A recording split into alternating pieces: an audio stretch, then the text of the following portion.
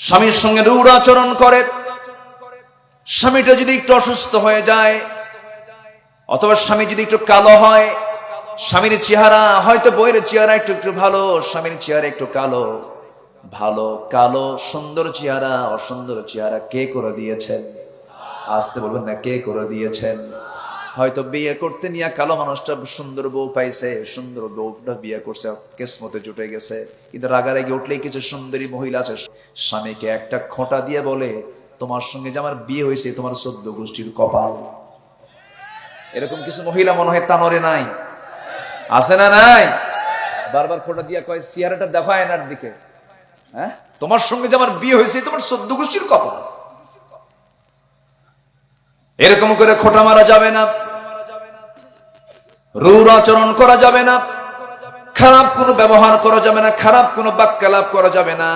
ঘন ঘন কিছু কিছু মহিলা আছে রাগের মাথায় কয় তালাক চাই, বারবার তালাক চাই, তালাক দাও তালাক দাও। এমন মহিলা আছে না নাই? যারা ঘন ঘন তালাক চাবে তারা জান্নাতি না জাহান্নামী? বলেন জাহান্নামী। স্বামীকে সম্মান দিয়ে কথা বলতে হবে।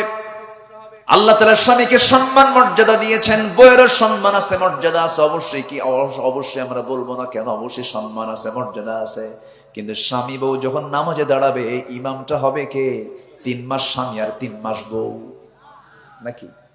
না সারা জীবনের জন্য স্বামী? কি ইমাম কে হবে বলেন? ইমাম কে হবে? স্বামী হবে ইমাম। ইমাম হয়ে যাবে স্বামী।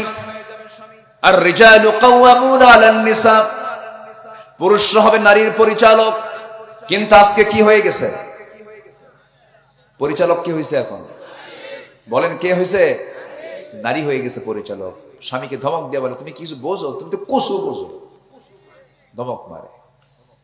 আমার মা, আমার নবীজির কাছে একজন সাহাবী, মহিলা সাহাবী এসে রাসূলকে বললেন, ইয়া রাসূলুল্লাহ, মদিনায় আপনি হিজরত করে আসলেন, সব সাহাবীরা কত কি দান করলাম, আমি আপনাকে কিছুই দিতে পারলাম না। আমার কলিজার টুকরা সন্তান আনাসকে আপনার খেদমতে দিয়ে দিলাম। সেই মহিলার নামটা হলো উম্মে সুলাইম রাদিয়াল্লাহু তাআলা আনহা।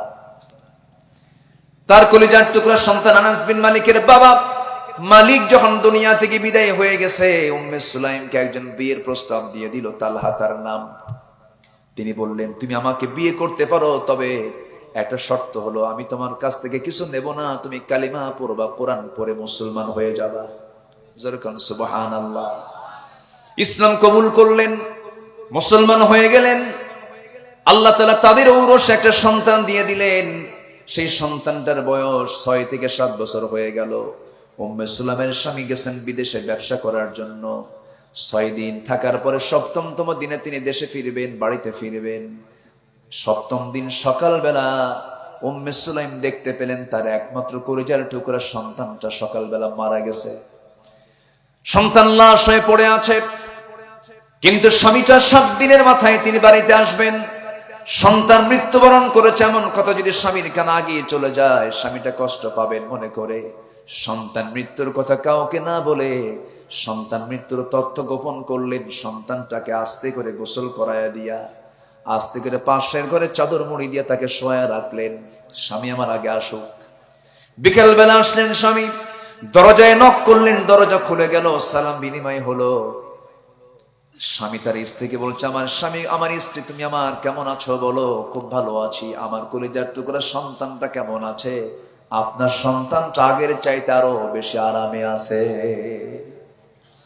বুঝতে দিলেন না সন্তান মারা গেছে। কিতাবের মধ্যে আসছি, উম্মে সুলাইম তার স্বামীকে সন্তুষ্ট করার জন্য তার সঙ্গে চিত্ত বিনোদন করলেন, সহবাস হয়ে গেল।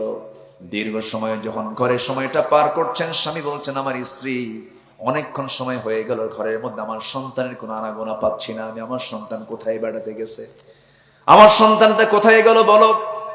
চোখের দিকে তাকায় দেখেন উম্মে সুলাইমের চক্ষু বেয়ে টপ টপ করে পানি পড়ছে। বুঝতে আর দেরি হলো না।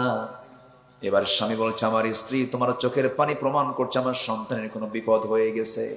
এবার বলছে, আমার স্বামী গো, মন খারাপ করবেন না, আপনার সন্তানটা এমন দেশে বেড়াতে গেছে যে দেশ থেকে মানুষ আর কোনোদিন ফিরে আসে না। সঙ্গে সঙ্গে স্বামী বলছে, আমার স্ত্রী উম্মে সুলাইম, আমার সঙ্গে তুমি এমন আচরণ করলে কেন? আমাকে তো আগেই বলতে পারতে। আমি একটু মনক্ষুণ্ণ হলাম, রমির কাছে গিয়ে তোমার কথা আমি বলবো, রাসূল দেখি কি বিচার করেন। নবীর কাছে গিয়ে বলছেন, ইয়া রাসূলুল্লাহ, আমার স্ত্রী আমার সঙ্গে এমন আচরণ করলো কেন? সন্তান মৃত্যুর তথ্য কেন গোপন করলো? আমার নাপাকি হওয়ার পূর্বে কেন সে আমাকে বললো না? আমার রাসূল বলছেন, ও আমার সাহাবী, আমার প্রাণ প্রিয় সাহাবী উম্মে সুলাইম গতকাল তোমার খুশির জন্য, স্বামীর সন্তুষ্টির জন্য যে পরিমাণ ধৈর্যের পরিচয় দিয়েছে, উম্মে সুলাইম তার গোটা জিন্দেগীর শ্রেষ্ঠ আমল গতকালকে সে করে ফেলেছে। যেরকম সুবহানাল্লাহ।